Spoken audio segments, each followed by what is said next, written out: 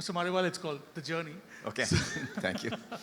We've got some animation in the backside. So this is a segment that we do every year. Okay. Trying and speaking about the journey of an entrepreneur defined through the various phases of a flight journey, which could be a boarding to takeoff to turbulence and all that stuff, right? So last year, we had the same with Dilip Shanghvi, and this year, very honored to have you here. Thank you. So let's start with the boarding process, right? So entering the family business. So when you first stepped into the family business, what did you see that made you realize the change was inevitable? And what was the hardest reality that you had to accept at that stage? So thank you very much for calling me on. And, I was the person from the next generation.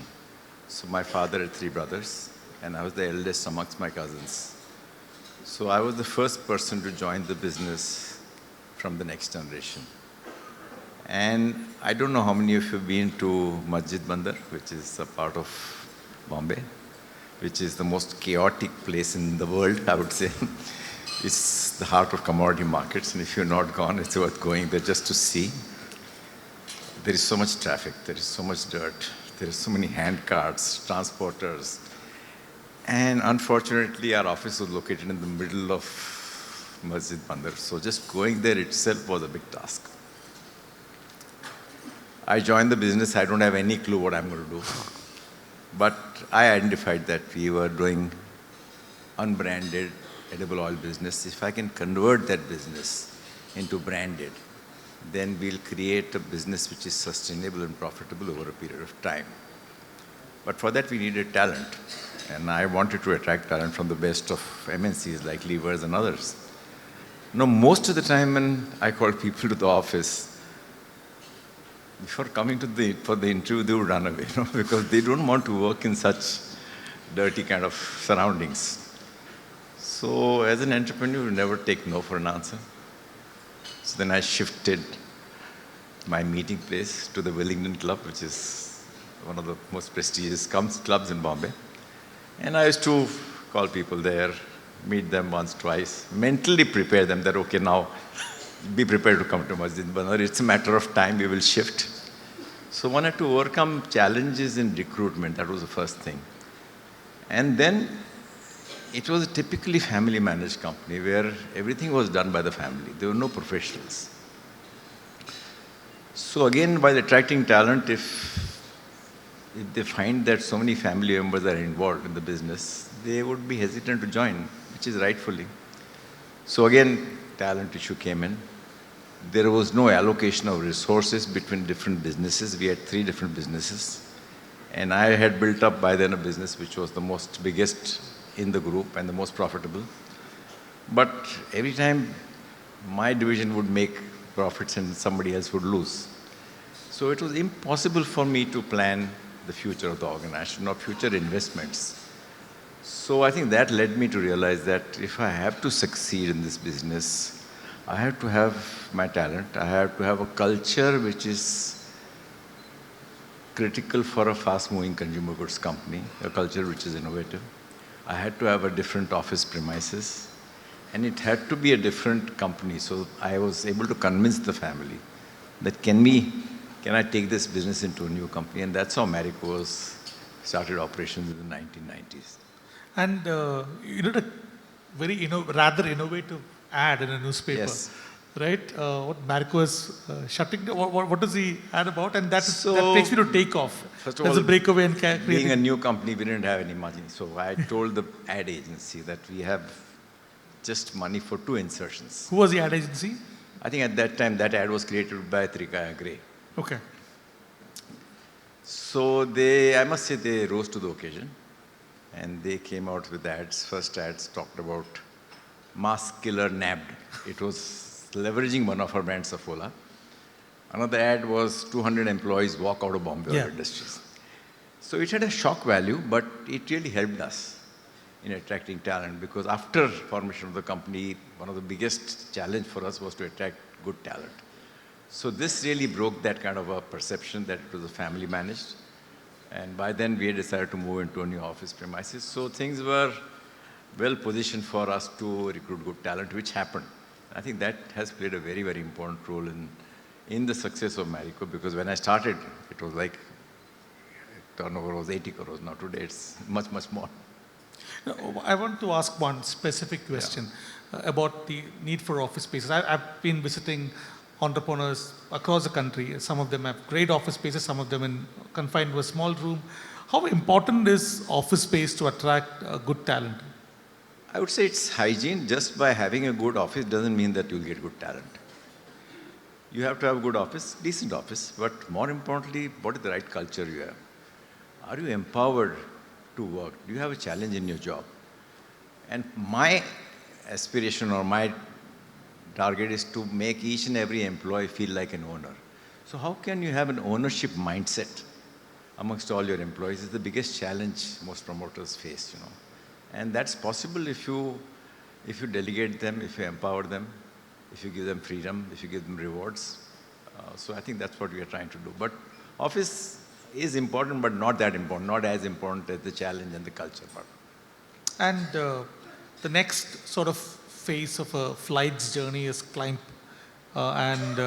We spoke about professionalism and culture building, right? So as Marico began to climb, you focused deeply on professionalism and culture building. Yeah.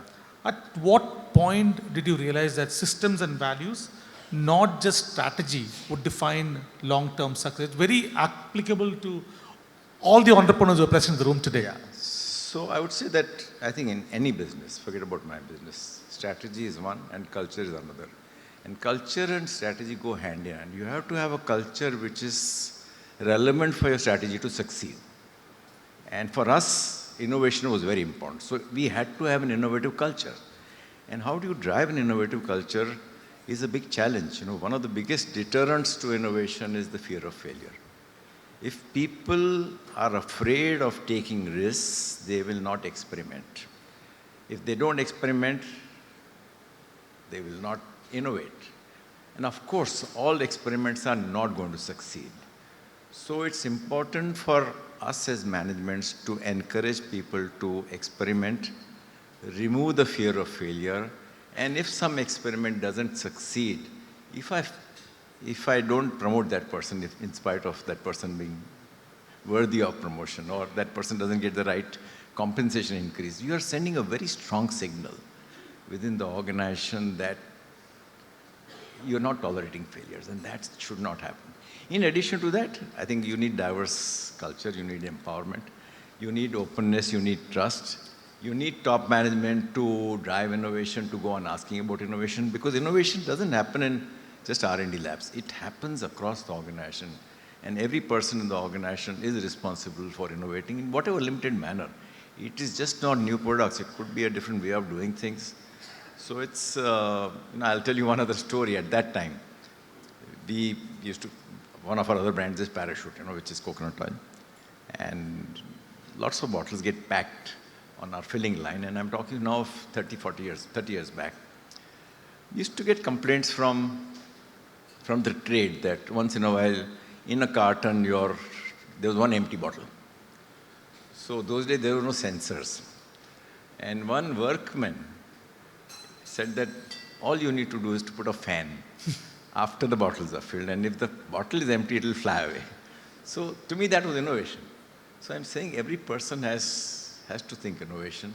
And I think if you have an innovative culture, and if you go on innovating on a perpetual basis, then you are actually creating very strong organization in terms of strategy, in terms of entry barriers, in terms of ensuring that you go on succeeding all the time.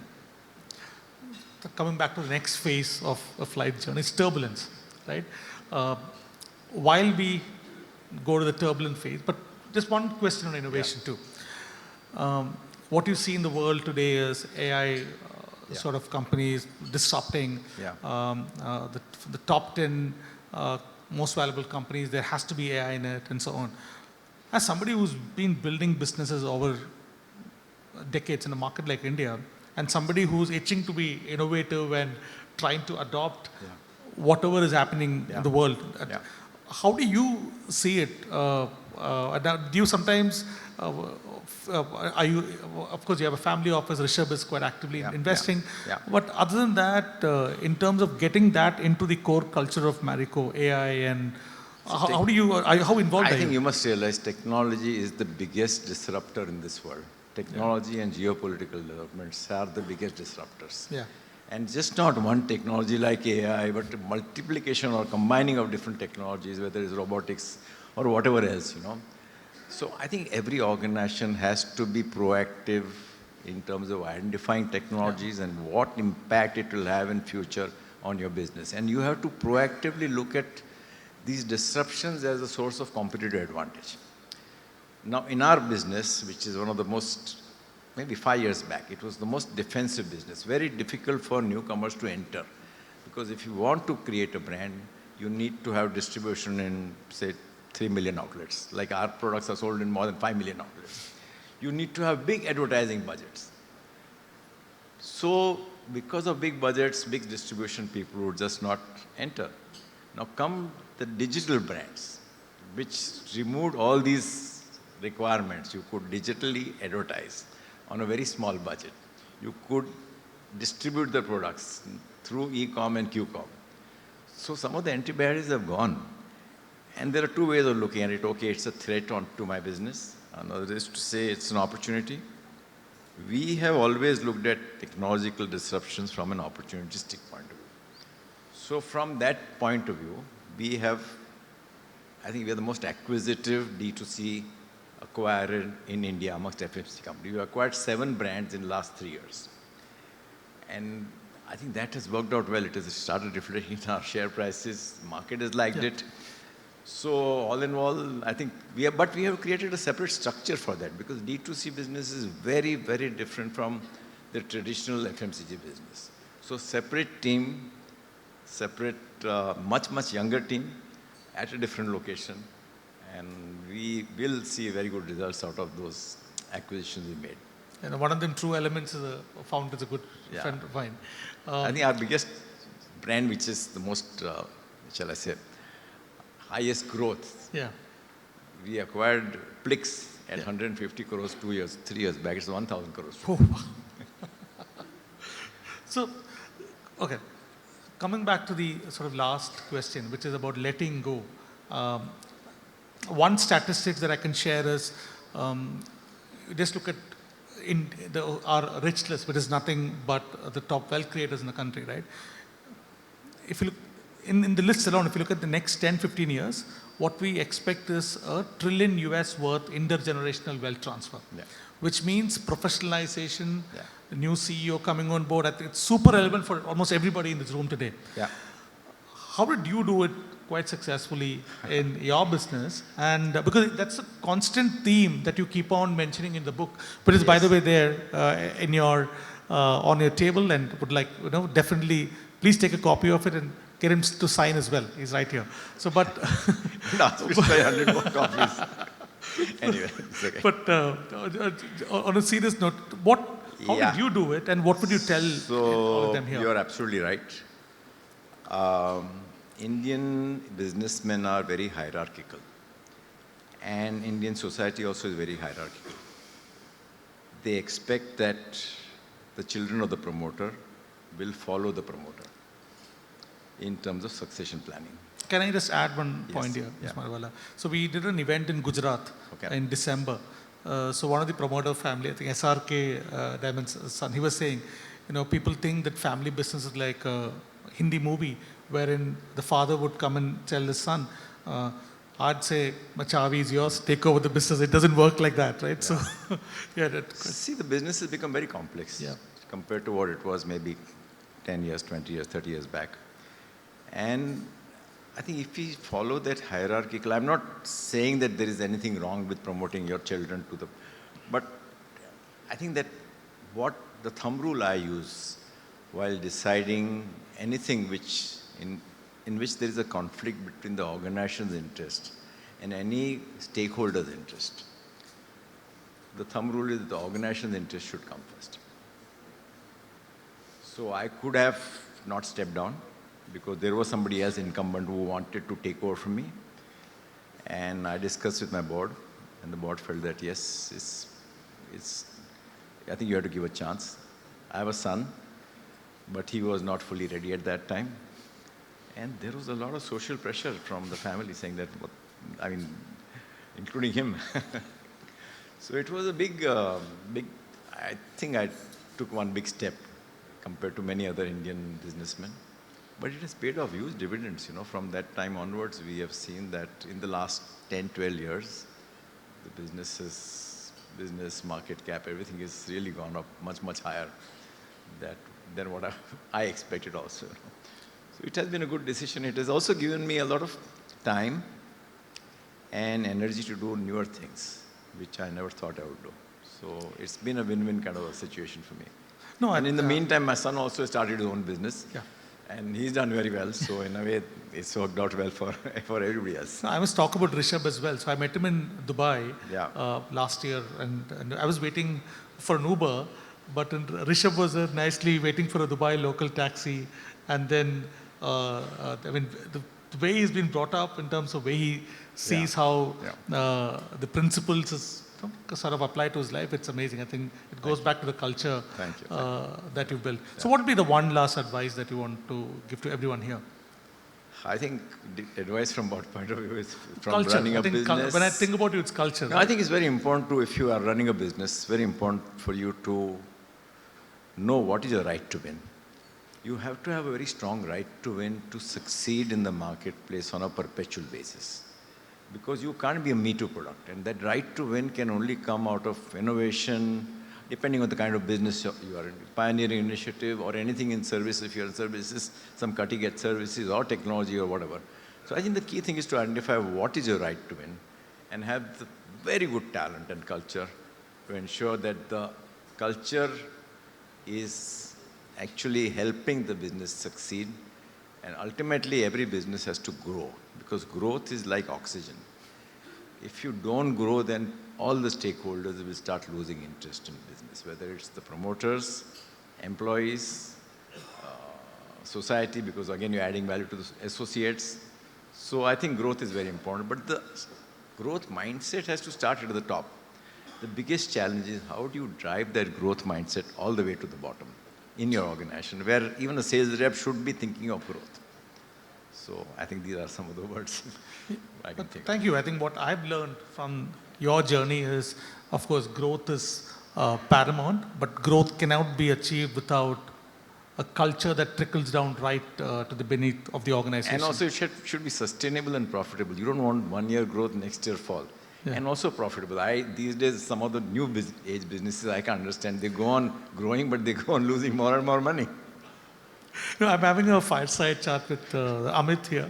I think I'm discussing exactly this point today. So would love to hear your perspective as well. Yeah. Right. Thank you very much, Mr. Mariwala. Can I have a big round of applause, please? Thank you.